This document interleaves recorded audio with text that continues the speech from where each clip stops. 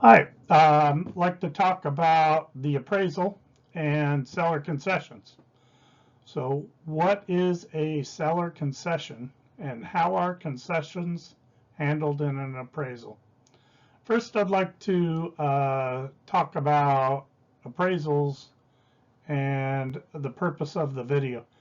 In every appraisal assignment, uh, there could be different scope of work.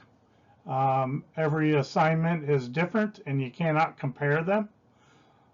Even the same home appraised by the same appraiser 6 months from now may have a different scope of work. The lender or client assignments may differ. The financing may have different requirements, and none of my videos, including this one, is anything other than a collection of statements from various sources for my own development as an appraiser.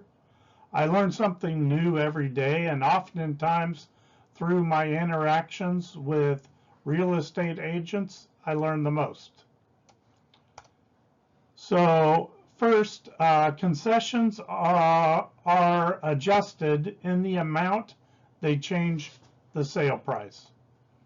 And second, I'd like to state that MLS systems could require the information appraisers need and eliminate the need for all of this research. The three questions that I need to know is, was there a concession and how much? And maybe what was the concession for? Then I need to know, was the price changed as a result of the concession? And was the transaction arm's length?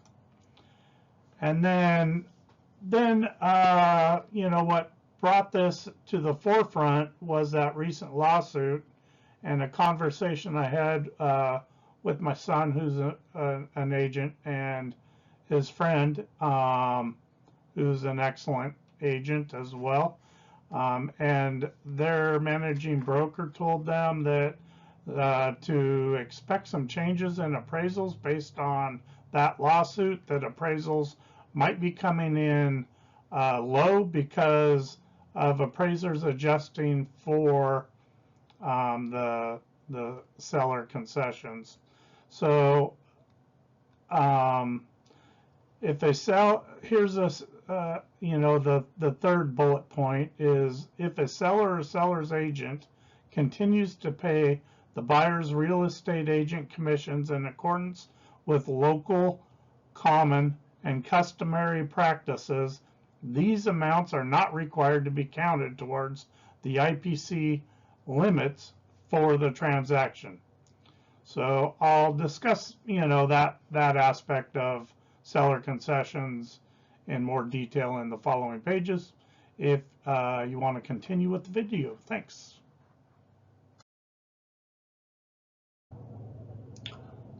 What is a seller concession and how are they handled in an appraisal? So this is a topic that's come to in the forefront because of recent legislation regarding seller paid commissions, so agent commissions. And with any concession, I do the best in answering what the value determination is. Is it market value or some other value?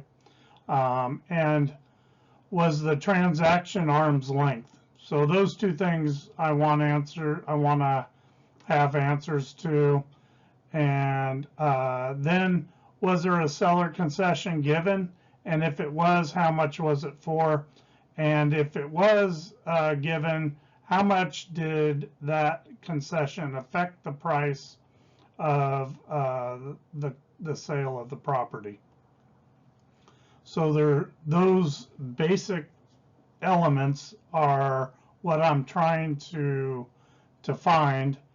And here's some different guidance Also, in light of the buyer paid commissions being considered to be a concession, like my son's an agent, and he and a fellow agent called right after that, and they had a conversation with their managing broker, and their consensus was that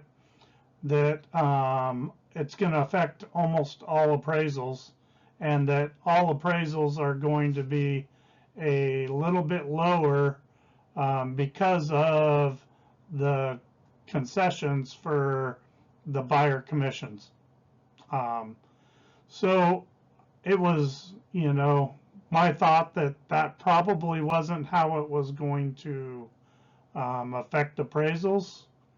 And, buyer's agent commissions, are they commissions? Are they fees? Or are they seller concessions? It's subject's been debated endlessly online since that point. And, Fannie Mae has issued a selling notice dated April 15th of 2024 regarding the issue. My first thought was, contrary to what my agents were told, they were told the ruling would change most or all appraised values and drive prices down. My thought was that the buyer agent is now paid out of the seller proceeds currently, and moving forward, that wouldn't change. So although since then, buyers' commissions are more transparent, which was, the result, unless the concession or commission affects the sale price, to me, it wouldn't change anything. So that was my initial thought. So this is the selling notice from Fannie Mae in April of 2024 that we just talked about, real estate commissions and interested party contributions, Fannie Mae, April 15, 2024. The guidance does not speak directly to adjustments necessary for seller concessions. So this is, that they're aware of the proposed settlement subject to court approval announced by the National Association of Realtors, NAR, in the Burnett Merle cases, the lawsuit regarding seller paid concessions. And while there's no immediate changes to our selling guide policies, according to Fannie Mae, we are clarifying the current treatment of seller paid real estate agent fees under our interested party contributions, IPCs policy. Selling guide B3 4.1-02. I have a link of this notice on the page here. Interested party contributions, IPCs, permits interested parties, including property sellers, to make contribution to the borrower's closing costs, subject to maximum limits ranging from 2 to 9% of the property value. Typical fees and or closing costs paid by a seller in accordance with local custom, known as common and customary fees or costs, are not subject to the IPC limits described in the selling guide, B3-4.1-03. Types of interested party contributions, IPCs. If a seller or seller's real estate agent continues to pay the buyer's real estate commission in accordance with local common and customary practices, these amounts are not required to be counted towards the IPC's limits for the transaction. As part of our standard risk management policies, we continuously review and evaluate our selling guide policies. We will continue to monitor the various real estate agent commission lawsuits and settlements and evaluate the potential implications to the mortgage industry and our policies. What I heard is that, like I said, that it doesn't really change anything, that it's not a, it's a type of interested party contribution and not a seller concession. So I'm not going to adjust unless the price of the home is altered due to the seller paid concession.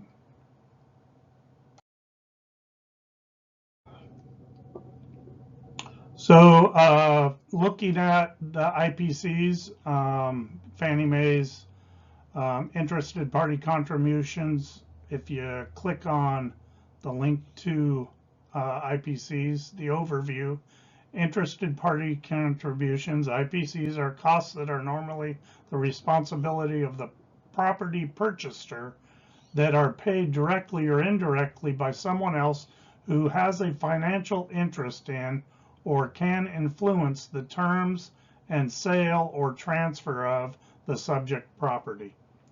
Interested parties to the transaction include but are not limited to the property seller, the builder / developer, the real estate agent or broker, or an affiliate who may benefit from the sale of the property and or sale of the property at its highest possible price.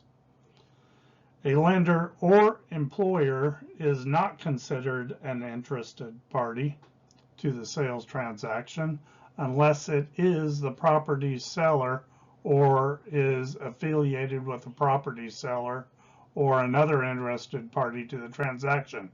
For Fannie Mae's purposes, an affiliation exists when there is direct common ownership or control by the lender over the interested party or vice versa, or when there is direct common ownership or control by a third party over both the lender and the interested party.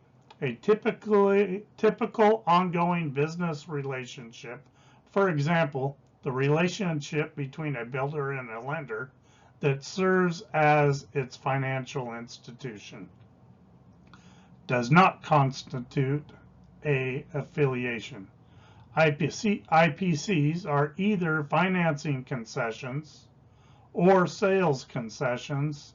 Fannie Mae considers the following to be IPCs: funds that are paid directly from the interested party to the borrower, funds that flow from an interested party through the third party organization, including nonprofit entities, to the borrower, and funds that flow to the transaction on the borrower's behalf from an interested party, including a third-party organization or nonprofit agency, and funds that are donated to a third party, which then provide the money to pay some or all of the closing costs for a specific transaction.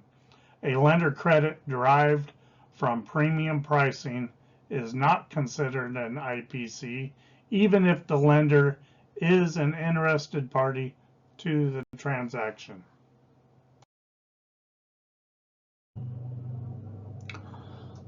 So if you go to USPAP, the guidance for appraisers, that we are upheld, that we're held to, and you type in seller concessions, you don't get anything except for a very few items.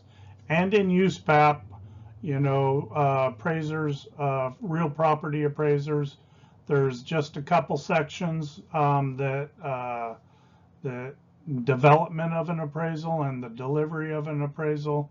And then there's facts, and this is what comes up is this sales or financing concessions in the fact section, and it poses a question and a response.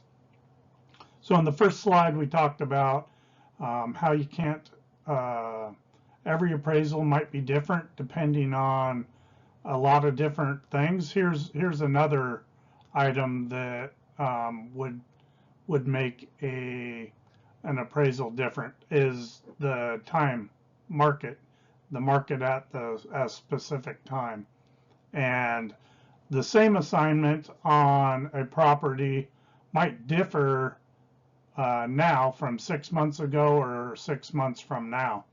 And this kind of speaks to that more than a buyer's commissions or concessions in general. So the question is, the real estate market I appraise and has slowed down over the last 12 to 18 months, and it is now extremely common to see seller concessions as a part of a purchase transaction. What are the USPAP requirements regarding proper treatment of sales or financing concessions? So the response is that sales or financing concessions may have an effect on the price paid for a property. As such, it is important for the appraiser to recognize this and analyze their impact. Sales or financing concessions should be considered in light of the type and definition of value used in an assignment. If the value opinion to be developed in a real property appraisal assignment is market value, then Standards Rule 1-2C requires the appraiser to ascertain whether the value is to be the most probable price in terms of cash or in terms of financing arrangements equivalent to cash or in other precisely defined terms. And the opinion of value is to be based on non-market financing if it's to be based on non-market financing or financing with unusual conditions or incentives. Identify the terms of such financing and any influence on value. It also says that it should be noted that some assignment conditions, such as Fannie Mae appraisal guidelines, specify how sales or financing concessions are to be addressed in assignments that are subject to their guidelines. Appraisers performing assignments of this type should become familiar with all applicable guidelines in order to satisfy the requirements of the competency rule. So if you're doing a conventional or appraisal product for a sale that could be sold to Fannie Mae or Freddie Mac, then you are required under the competency rule to know what Fannie Mae's guidelines for concessions are. And in the next slide, we'll talk about that. So this is part of Fannie Mae's guidelines, and they have several different guidelines. And this is, here's the link up here for this statement. So our selling guide prohibits appraisers from the use of unsupported assumptions and requires appraisers to support their adjustments. And then they have a link to show unacceptable appraisal practices. The appraiser should never assume, but should always analyze to determine their impact. So then it goes on to say that we heard some appraisers in reaction to our article adopted a practice of always adjusting a dollar for dollar seller concession. So that was an article they had regarding concessions in the past, and this is their response to that. While this may seem sensible from a theoretical perspective, it could have adverse unintended consequences, such as undervaluation. If the concession did not actually have a dollar for dollar impact on the price, making either assumption that there is no impact or that the impact is dollar for dollar is not the correct approach. Right there is the basis for everything you need to know that you have to analyze and that you have to make the adjustment based on what the impact was on the price. And it could be dollar for dollar, or it could not be dollar for dollar. And some of the previous language, obviously, they're addressing that, has left people confused and making dollar for dollar. And then the response was that you can't make a dollar for dollar adjustment, where this is clearly saying that it's to be adjusted for whatever the impact was on the sale price for that concession. And the appraiser should never assume, but should always analyze to determine the impact. So then it goes on to say that we also heard from some home builders who shared examples of seller concessions that they asserted had no impact on the contract price. The common scenario is when the builder offers financing concessions as an inducement to the buyer to use the builder's subsidiary mortgage company. Builders can grant these concessions with no impact to the contract price because they recover the program costs through the efficiencies gained by the economy of scale, working repeatedly with their preferred lender. So that is an issue with new construction, where if you use their financing, their in-house financing lender, then they get a kickback and you get a concession. So that's how they address that issue. Here's another update from Fannie Mae. So they, in order to be in line with your competency requirements under USPAP, you have to keep up with what their updates are from Fannie Mae. If you're doing loans, appraisals that could be sold to loans that could be sold to Fannie Mae or Freddie Mac. And this update is from December of 2023 from Fannie Mae, a seller concession concerns. And it states that as some housing markets have slowed in reaction to higher interest rates, we have observed an increase in the use of seller concessions. Appraisers should be on the lookout for seller concessions and analyze their impact on transaction prices. Seller concessions are non-real property considerations that the seller grants to the buyer as part of the real estate transaction. For home purchases, this is most commonly an agreement to pay financing costs on behalf of the buyer, although they can take other forms, like including personal properties to sweeten the deal. Two of the components of our definition of value are payment is made in terms of cash in US dollar or in terms of financial arrangements comparable thereunto, and the price represents a normal consideration for the property sold unaffected by special or creative financing or sales concessions granted by anyone associated with the sale. With this definition in mind, the principal valuation risk from seller concessions is the potential to affect the sale price.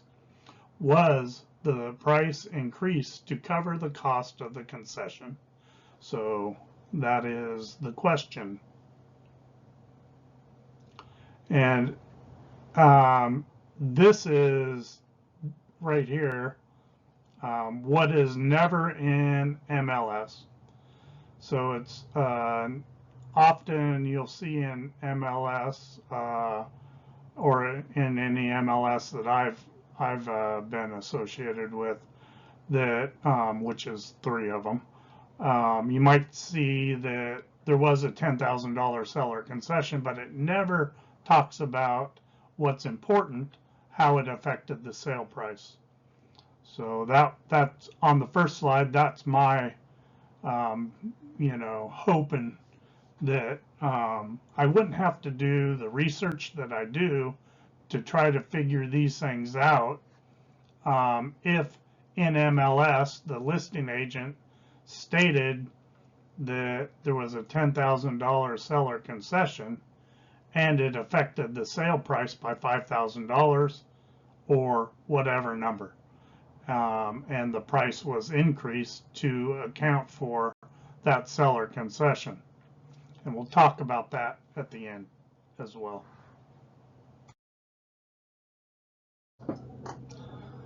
So I also found this in a link, to Fannie Mae's link, and this might be what they were talking about with that last slide. Their communication sparked a result that they weren't looking for, and this display or whatever they want to call it in Fannie Mae says that the market theory suggests that sellers would typically aim to recover the expense of the seller concession by increasing the price. So something close to a dollar for dollar adjustment would be the predicted outcome of the appraiser's analysis in most cases. So that is probably the confusing language that they were talking about. The next 2 paragraphs indicate that dollar for dollar is what they expect to see. They compared Q4 of 2021 with Q3 of 2023. There were 7.6 million comparables with reported concessions, and 58% of those was no adjustment made. There is a comment that not making a negative adjustment tend to inflate the appraisal results and undermine the credibility of the appraiser. They then state that on a brighter side, for the majority of cases when appraisers did adjust, they adjusted dollar for dollar 86% of the time. So you can take that as proof that it did probably get an unintended result. And then they summarize in summary, when using comparable sales that include seller concessions, remember to report the concession and adjust for the impact on the sales price. So let's go to the next slide.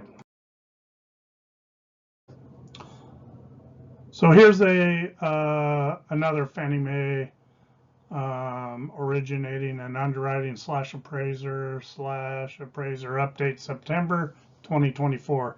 In these times, you cannot discuss seller concessions without talking about what is going on in agent compensations and the recent lawsuits.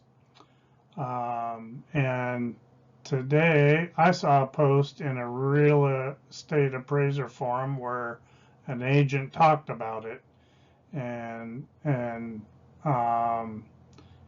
it's my position to report it as a concession if the seller is paying it in closing to the buyer, potentially, or it could be one of those other interested parties. Did some digging per NAR in 2024. Seller concessions can be used to help the buyer cover certain transaction costs, including fees for buyer broker services. Other uses may include loan origination costs or property repairs. Seller concessions can still be communicated on an MLS. However, such concession cannot be conditioned upon or tied to payment to a buyer broker. So I'm going to keep doing it like I was, which is reporting it. In short order, like every other post, there are plenty of experts that know everything, and there are no shortages of name calling with advice to hand in your license when you don't agree with someone else. And as you can see, there's lots of guidance on concessions and lots of classifications of what is or isn't a concession, and I'll continue to talk about those moving forward here in this this update from Fannie Mae. So to continue with the discussion regarding seller concessions, here's Fannie Mae, and I put a link in here right there to this statement. The selling guide provides instructions to appraisers on how to mitigate this risk. Comparable sales that include sales or financing concessions must be adjusted to reflect the impact, if any, on the sales price of the comparable based on the market at the time of sale. The amount of negative dollar adjustment for each comparable with sales or financing concessions should be equal to any increase in the purchase price of the comparable that the appraiser determines to be attributable to the concession. The need to make negative dollar adjustments for sales or financing concessions and the amount of the adjustment to the comparable sale is not based on how typical the concessions might be for a segment in the market area.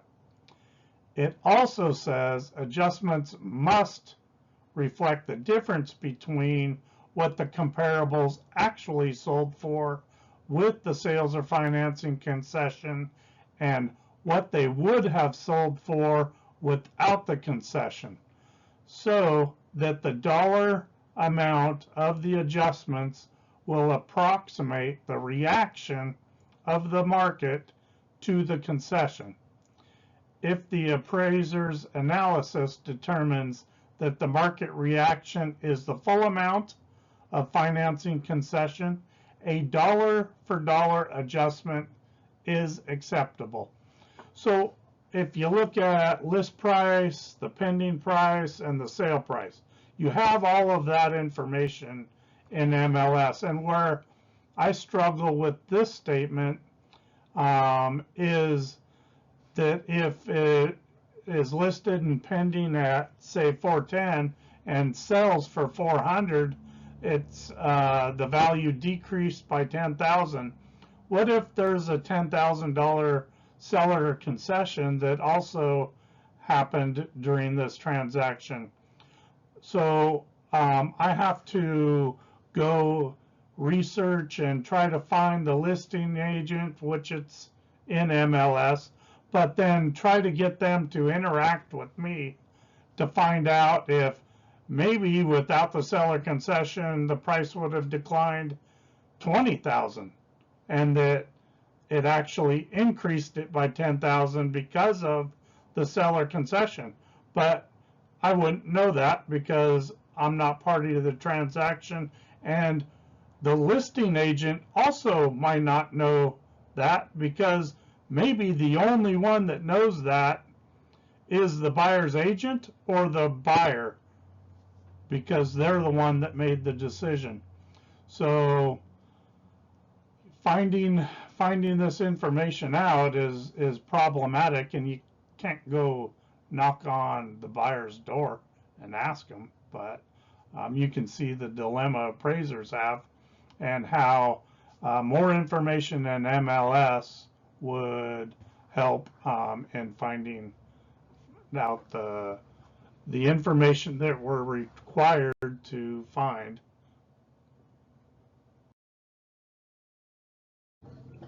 So further looking at that update from Fannie Mae of the September 2024, it states that appraisers should not take such assertions at face value, but rather should test them by analyzing any available evidence.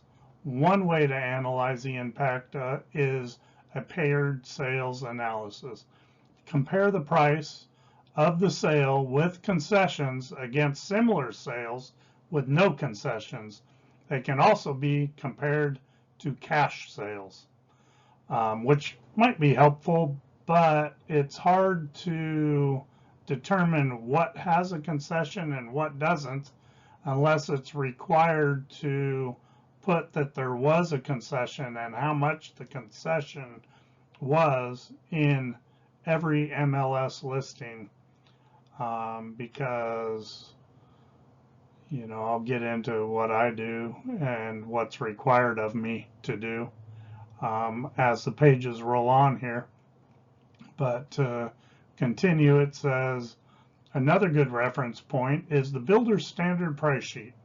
If all three types of buyers, cash, financed, and no concessions, and financed with concessions, are offered the same standard price, then arguably the concessions do not impact the price. Of course, in actual practice, this can be complicated because there are other factors that result in buyers paying more than standard price. Things like upgrades, change orders, and lot premiums. The appraiser may need to have a conversation with a party to the transaction in order to unravel the various impacts. So that was a conversation regarding new construction. So it definitely is a question that you ask of the listing agents and anyone else you can have a conversation with regard to you know, upgrades and costs in new construction. Appraisers should describe their efforts to determine the impact of seller concessions on the price of the comparables in their report. This is consistent with the broader theme of supporting all adjustments, rates, with evidence and analysis. And finally, we heard from appraisers asking what our expectation is when the local MLS does not disclose seller concessions. The answer is our expectations for disclosure, analysis, and adjustment do not change, but the appraiser may need to take additional steps to identify seller concessions. So that is why in the next few slides you're going to see what I do, and this is why. Here is the next slide, and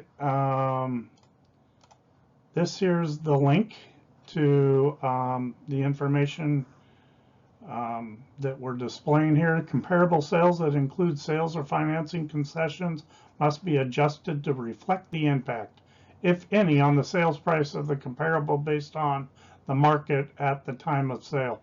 A lot of this stuff seems the same, but it also sometimes throws in a little tweak or change to the context of the whole issue. For information related to sales or financing concessions For the subject transaction, see interested party contributions.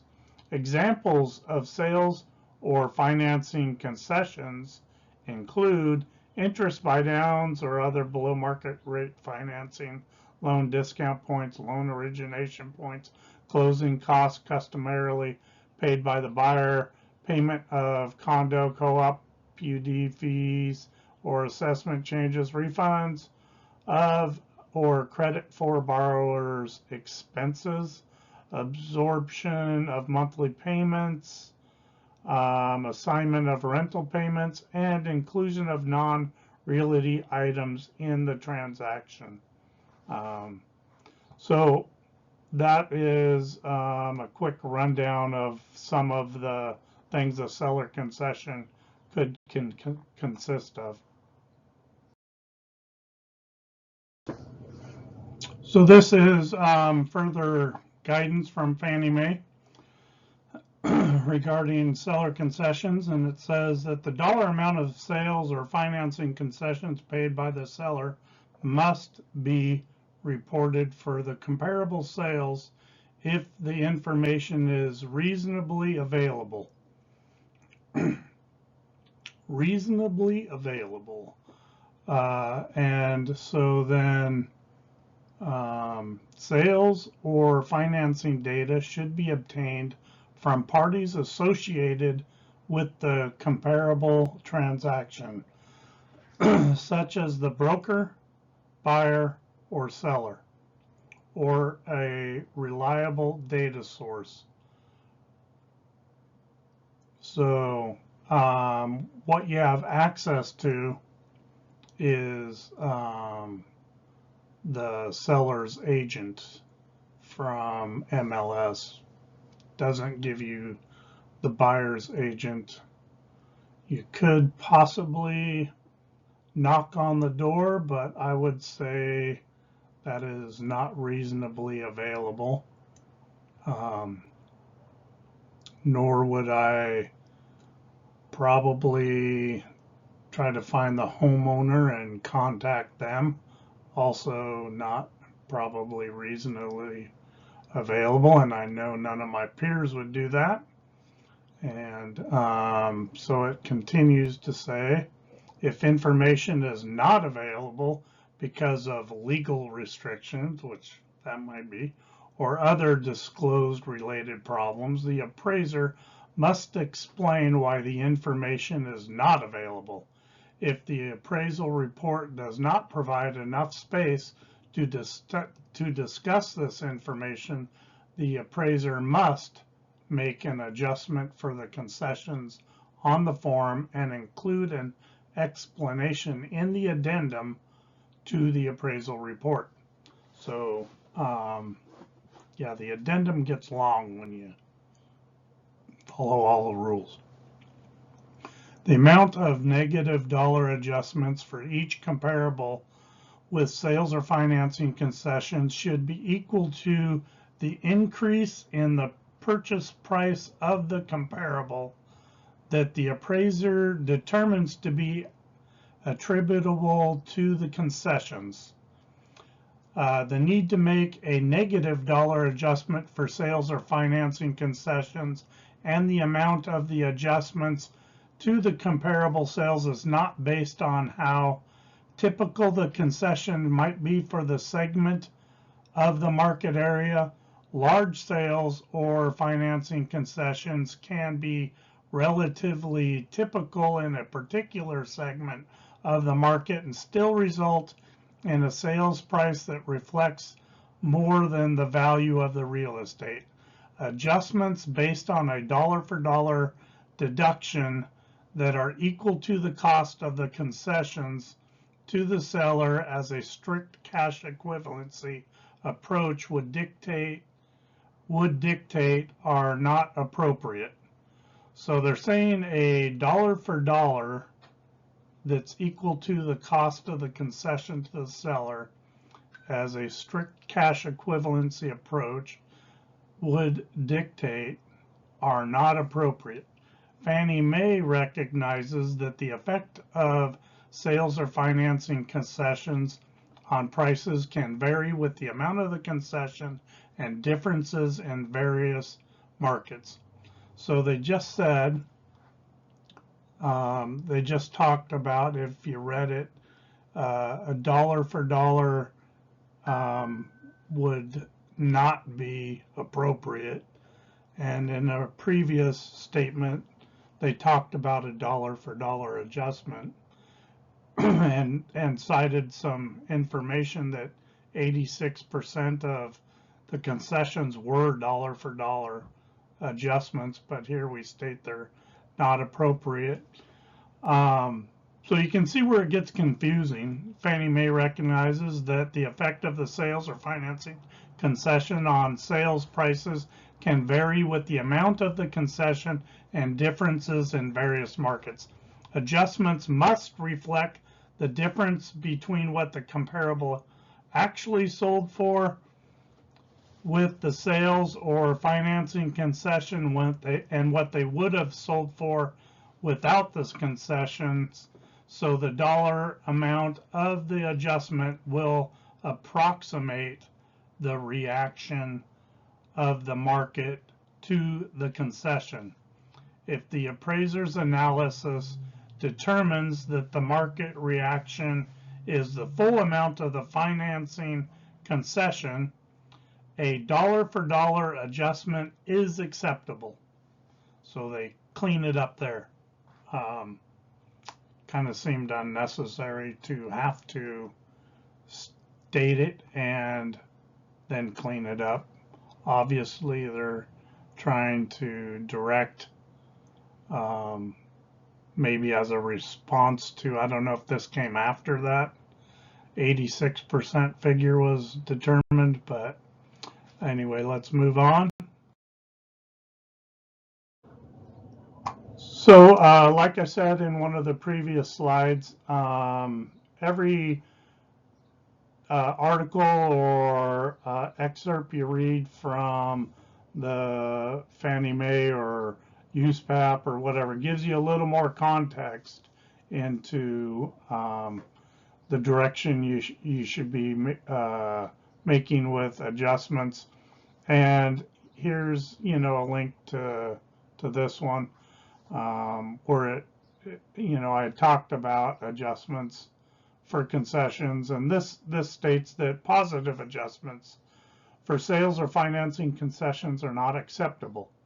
For example, if local common practice or law results in virtually all of the property sellers in the market area paying a 1% loan origination fee for the purchaser, and a property sells in that market did not pay any loan fees or concessions for the purchaser, that sale would be considered as a cash equivalent sale in that market. The appraiser must recognize comparable sales that sold for all cash or with cash equivalent financing and use them as comparable sales. If they are not the best indicators of value for the subject property, such sales also can be useful to the appraiser in determining those costs that are normally paid by sellers as a result of common practice or law in the market area.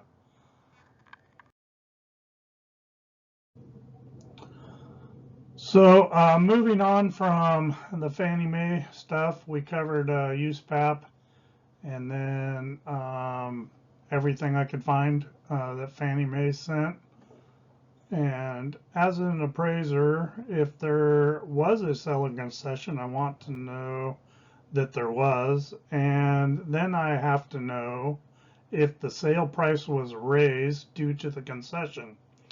I always send a statement via email to every listing agent, unless they state in the MLS listings, usually in the private remarks, that there was no seller concessions.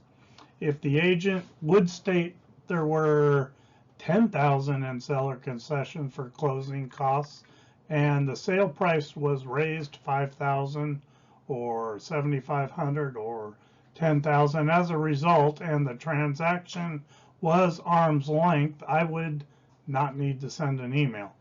Or if they state there is no seller concessions, I, however, want, like everyone wants, is to produce the most credible assignment results. I just want the facts. There's plenty of info regarding what to call it, a concession or compensation or an IPC. Call it what you wish. Did it affect the sales price? And was it paid by the seller, or on behalf of the buyer, not the seller? Could be 30,000, but if the listing agent tells me that it did not affect the sales price, I'm making no adjustment. I will, as always, look at the list price and the sales price to see if the price was raised and there may be an increase. Something other than the concession could be attributed to that price increase. You could have 3 solid offers and I have no idea why someone's paying over list.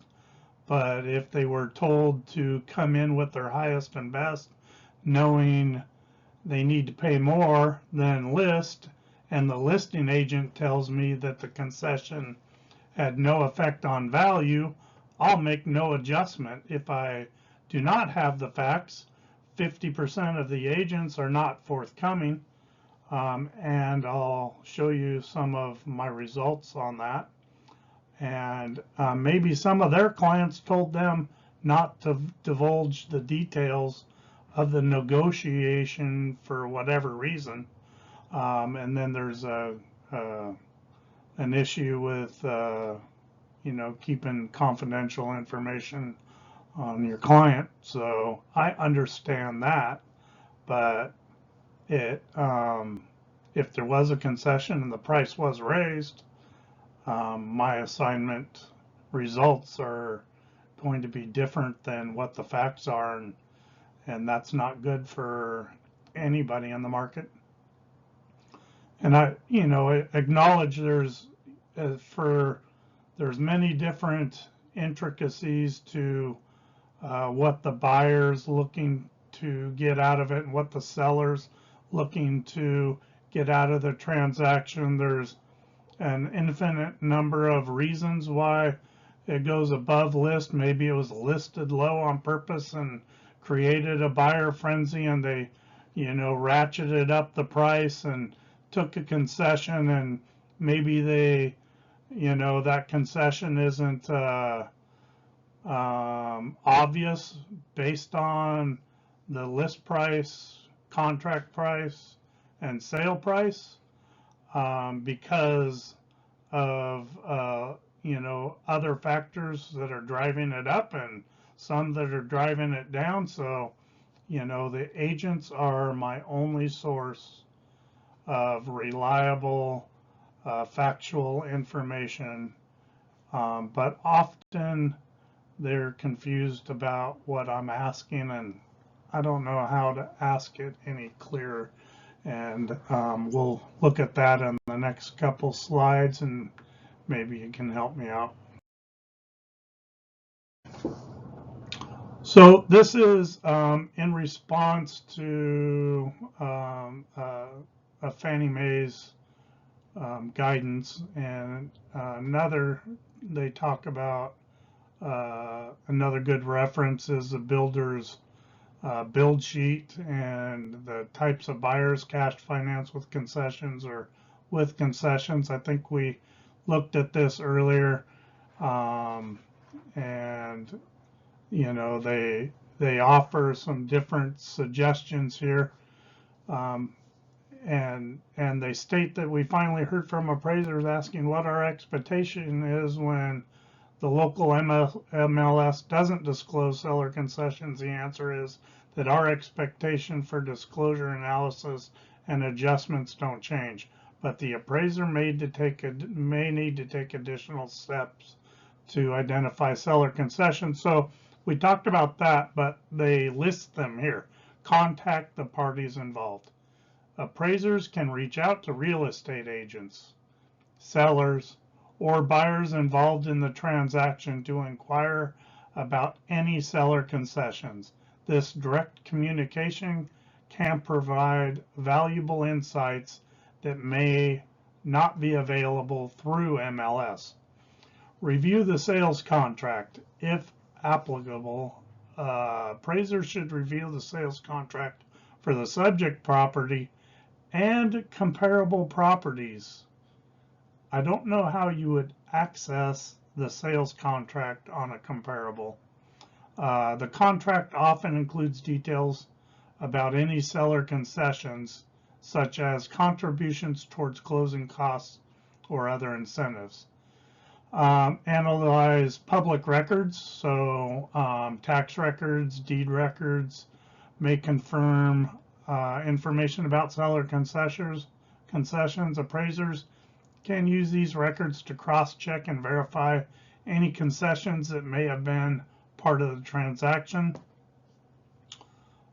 Sometimes I haven't found that it helps all that much, and often the tax main reports a different sales number than MLS for a number of reasons. And the last thing they suggest is consult with lenders. Appraisers can also consult with lenders who finance the transaction. Lenders may have documentation that outlines any seller concessions provided during the sale. That's something I've never done, and I doubt that they would. I don't know of any appraiser that's contacted the lender, and how you would know who the lender is for the buyer. Maybe in county records, and whether that lender would disclose any part of that that contract with an appraiser. I might have to look into that.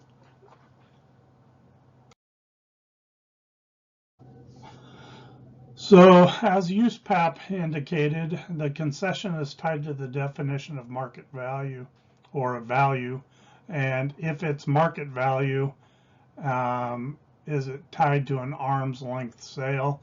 General comment on market value definitions.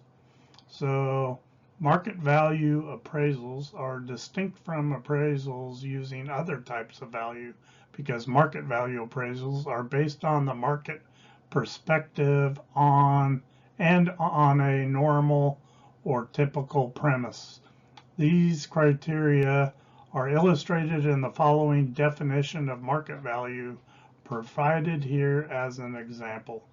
Market value means most probable price which a property should bring in a competitive and open market under all conditions requisite to a fair sale.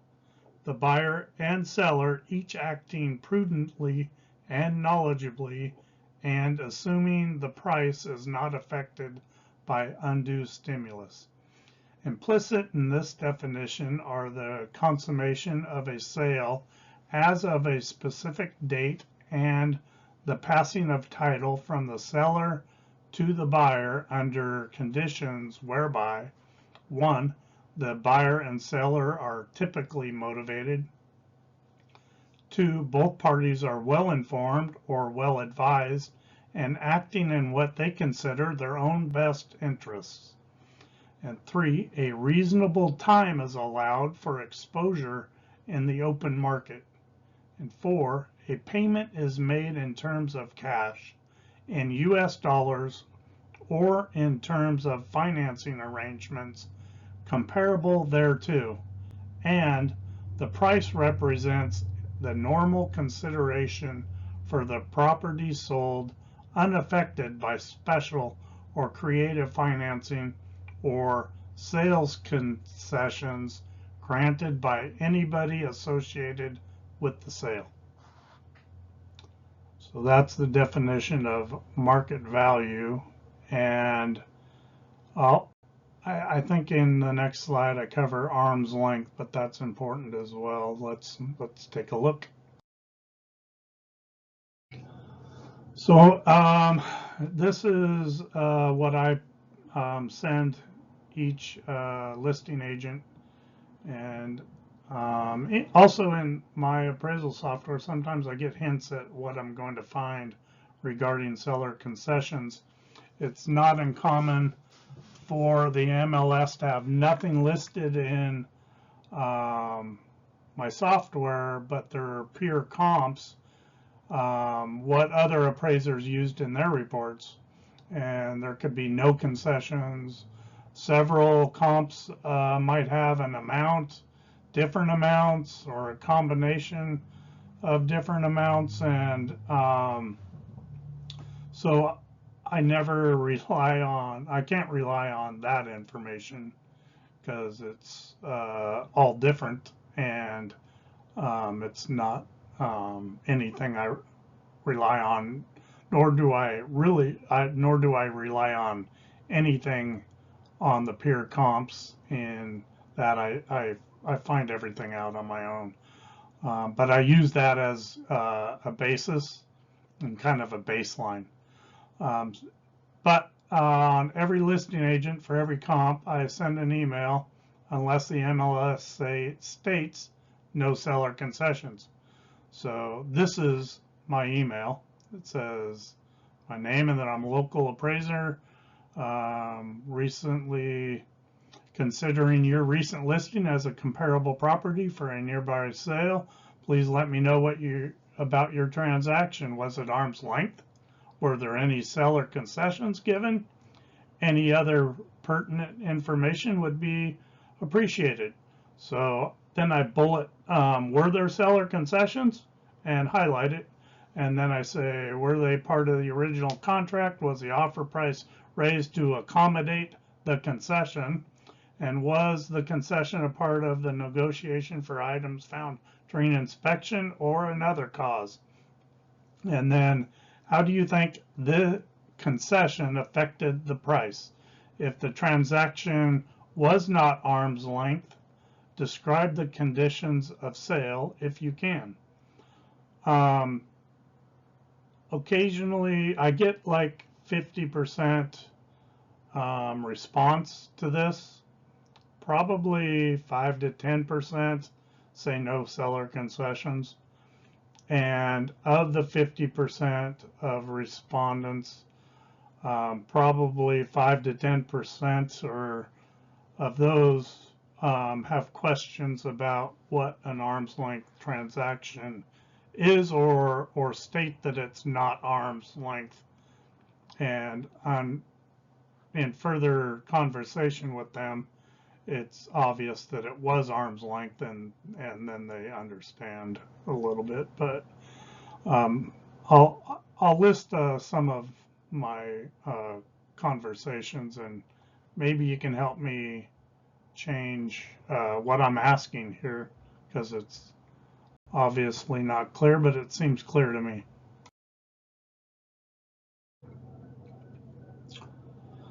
So in talking about arm's length, let's just cover it. As a real estate appraiser, understanding whether the transaction is arm's length or non-arm's length sale is crucial. Therefore, when evaluating the current terms of the sale or analyzing past sales of the subject property or comparables, it's essential to consider the nature of the sale to ensure a credible appraisal. Before examining the conditions that define arm's length transaction, let's review some key definitions and address common questions such as, what does arm's length mean in real estate, and what is the difference between an arm's length or non-arm's length sale? So what does an arm's length sale mean in real estate? An arm's length sale is a transaction between unrelated parties where each party acts independently and in their own best interest. For example, an individual selling their home to a buyer to whom there is no business or personal relationship nor obligation in place would be an arm's length transaction. What does a non-arm's length sale mean in real estate? A non-arm's length sale is a transaction between parties who have a personal or professional connection, such as family, marriage, or work relationships. Due to their relationship, the parties might not act in their own best interest, which can result in the final sale price that does not reflect the property's true market value. So I once had a subject property and the listing agent said that it was non-arm's length, or when she talked to me, she said that the buyer and the seller are good friends. So I assumed it was non-arm's length, but it took a few other discussions to determine that it was arm's length and that the two did not know each other, that the property was on the market for a period of time, and that the two had become friends during the process of the sale, and that they didn't know each other prior to making an offer. So to me, that's an arm's length sale. But if I hadn't rooted that out, I might have been looking for non-arm's length sales as comparables, and they're hard to find. Here, let's move on. So further talking about arm's length and typical terms and financing. In an arm's length transaction, the sale terms and financing reflect typical market conditions without any special arrangements or atypical terms. Example of non-arm's length transaction: a small business owner sells his house to a long-term partner with highly favorable financing terms that are not available in the market by providing a 40-year zero-interest loan. That would be non-arm's length.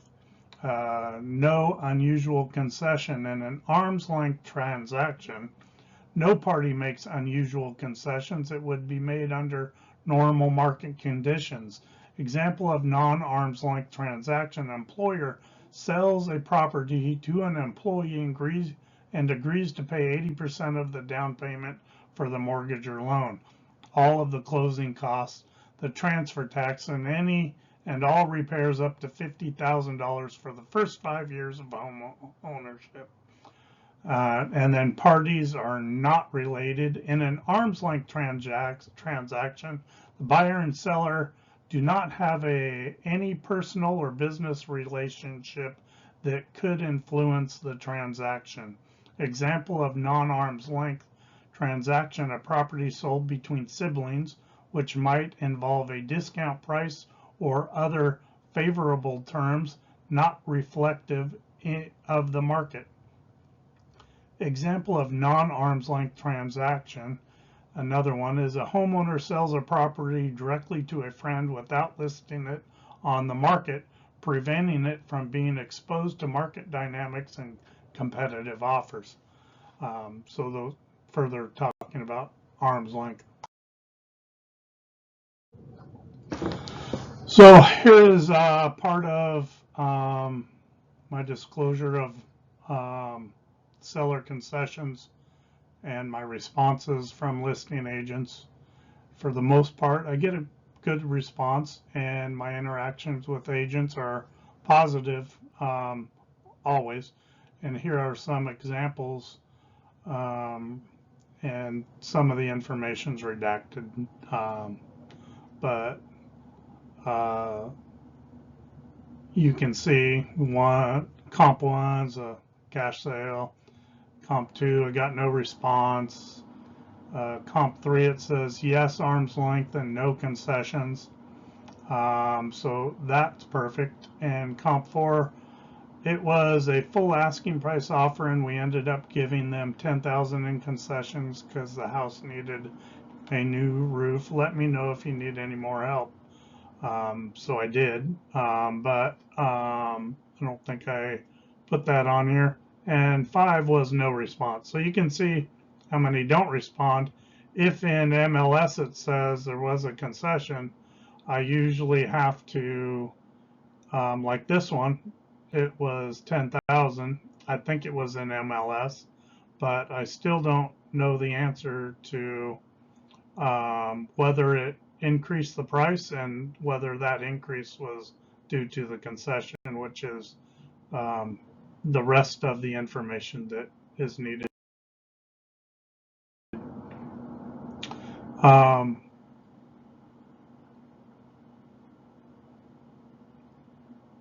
so this is a second one. This was a clean offer. House was in great shape. No repairs, no response. So here you go. Sold price 5,075. Seller paid closing cost 10,3. And then I had to ask, did the 10,3 seller concession affect the sales price? Was the price raised to accommodate the seller concession? The answer was nope, it did not affect the sales price. Okay, so I put 10,300 and make no adjustment. Yes, it was arm's length, no concessions. We had multiple offers after we dropped the price. So it tells me that it was priced a little high. They dropped it and they got multiple offers and sold the property. But if we move on, we can see that comp 1 and 2 got no response. And then this one is seller gave 17,179 towards all buyers' closing costs. This included money for buyer to pay their realtor 2.5%. So concession over that was 49.47. No repairs or other concessions. Septic has been pumped and cleaned, closed to listing. Carpets were old.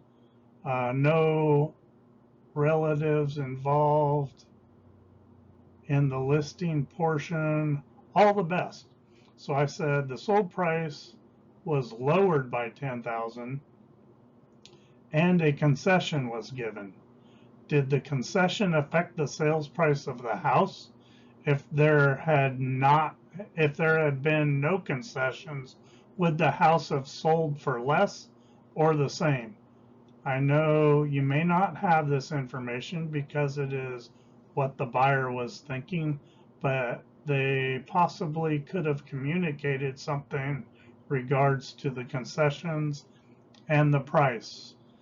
And then they answered on 8/23, we lowered the price 10,000 from this to that, and 1 week later we received a full price offer with the concessions I already submitted. So they listed it, they lowered it, they sold it for the price they listed it for.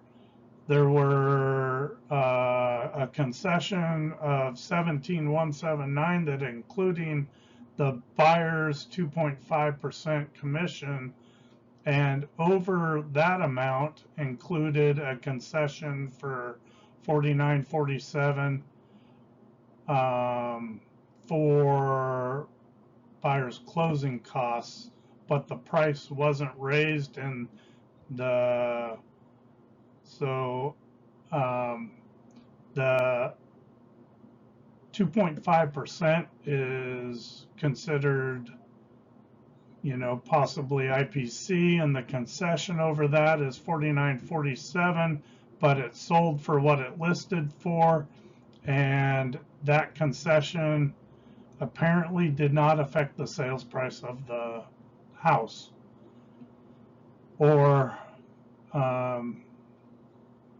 at least the listing agent said it didn't. Attention appraisers, seller contributed 0 towards closing costs.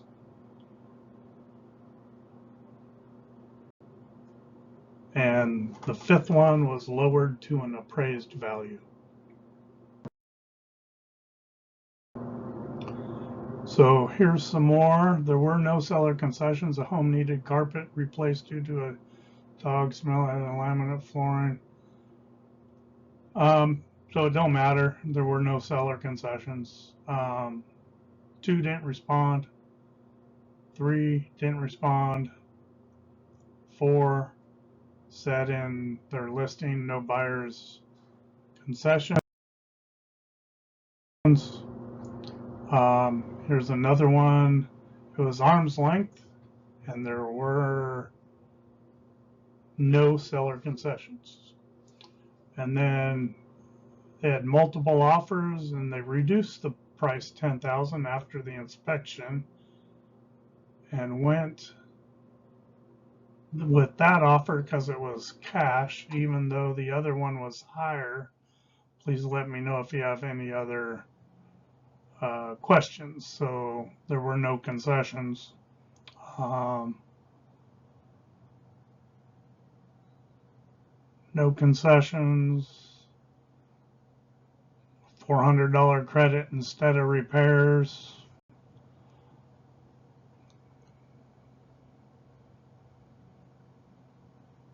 Had 3 offers in 4 days. So no concessions.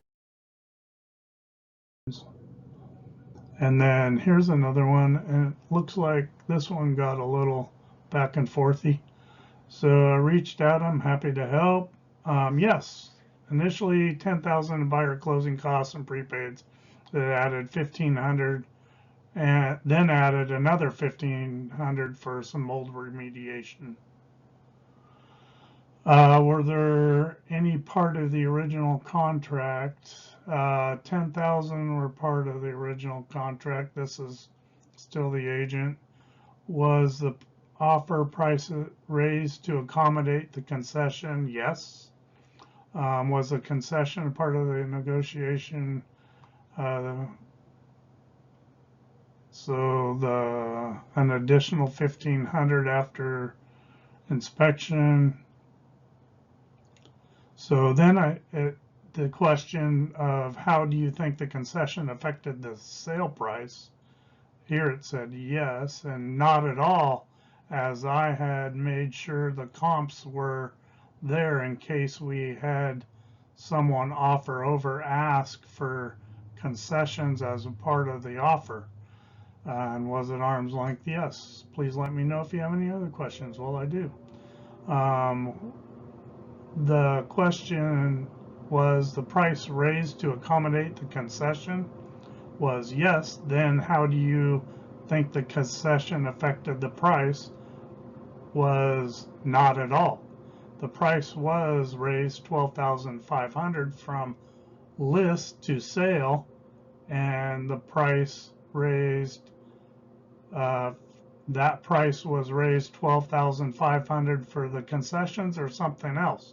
So we got 11,500 in concession, but they raised from list 12,500. The buyer's original offer was 505, with the seller paid closing costs of 10,000. After the inspection, the seller and the buyer agreed to additional 1,500 in buyer closing costs. And then, so I apologize. I answered the part that was the price being raised to accommodate the concession. So that would be a no. So now the price wasn't raised for a concession. If they raised the original offer because they were asking for a concession, then that affected the sales price, I say. And if they told you that that's what they were doing, it affected the price. I understand there are many reasons that prices are raised other than a concession, like competition, exchange for repairs, or to make sure they get their offer accepted. And then she answers, I was just clarifying that the seller didn't counter and increase the price. The buyer's offered it out of the gate. Question, so do you know if they raised their offer because of the concession? And then I have no idea why the buyer's thoughts were when they made their offer and why they offered over. You'd have to ask the agent. I represent the buyer. It appraised fine as is and no conditions.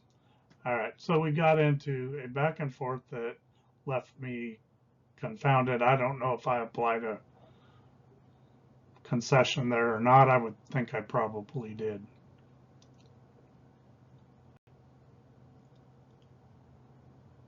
And you get the point. So here's another one. Yes, it was arm's length. The seller paid $7,000 at closing, negotiated part of the original deal. The price was the same. Credit as a credit was given by the seller. Listing, seller paid $10,000 towards closing costs. The price was raised $10,000. So dollar for dollar. Hey, the concession was $5,000, not $10,000. This one.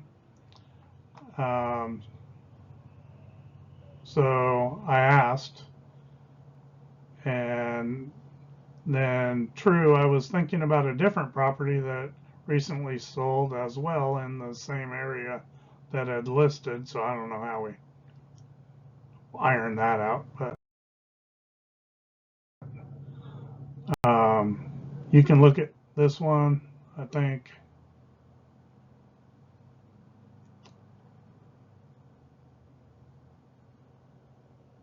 So this one, it took a back and forth. So in summary, you know, there was a lot of guidance that I showed from USPAP, from Fannie Mae, from my own experiences and from my own files. And in summary, every assignment's different, every sale is different, as you know if you're in the industry. And here's one that highlights one of the reasons why I do the digging that I do. And if I were to look at, and I have looked at this one, it's a real recent file, in what my peers did, a lot of them had no concessions at all, or just the 3,500. And I don't know how they adjusted for it, you know, but here's the interaction is that, you know, you can read, you know, the first part right here, where it says that there was 35 in closing costs and 4,200 in repairs, and the price. And here's, I added this because I add this to my statement when I email the listing agent, and the price decreased from list to sold. So there was a decrease in price, and I thought, that's kind of weird. They gave a concession and waffled on the price. So, you know, here's their first response, and this sometimes happens. You know, agents are checking mail on their phone and responding, and you know, not have access to all their files. And she gave me a bunch of stuff about large concessions, and then realized, so I just said, you know, the private remarks in this one says this, and it went pending for that and sold for that, and so that's 20,000, not 10. All I want to know is, I feel that 3,500 concession probably, you know, I assume that the price was not increased to accommodate the concessions, unless you think the price would have decreased by more if not for the concession. And then she comes back with us trying to answer your email. I realized I answered on the wrong property. So then she says that it was a family member who ended up purchasing the property. The buyer used another agent at my suggestion, since it was an estate, and so the family wouldn't have to have anything to quabble about. The price was reduced to fit into the family member's approved amount, which changed midstream. $3,500 was paid to the seller for closing costs. There were required electrical repairs found at the inspection at the cost of $4,500 that the seller paid. The other agent and I also agreed to reduce our commissions in order to help the seller, estate, and the buyer. Sorry for the confusion. This would have sold at a higher price, but the family really wanted it to stay in the family. And I said, well, my original email, if you would have said, oh, this was not arm's length, we could have ended there. So not an arm's length sale question is my question back to her. And she answered with not 100%, but it was fair market value. And each party made their own decisions, not being pressured by family members. Well, right here, we would have sold it for higher if it weren't for a family. So obviously there was some pressure. I ended up not using the comp, for obvious reasons. But a lot of appraisers did use this comp. And if that were in MLS, they wouldn't have. So let's end on that note, and hope you enjoyed the video and got some good information and realize all the different quirks and check boxes and things that appraisers have to think about just in this one section of an appraisal. Thanks and have a great day.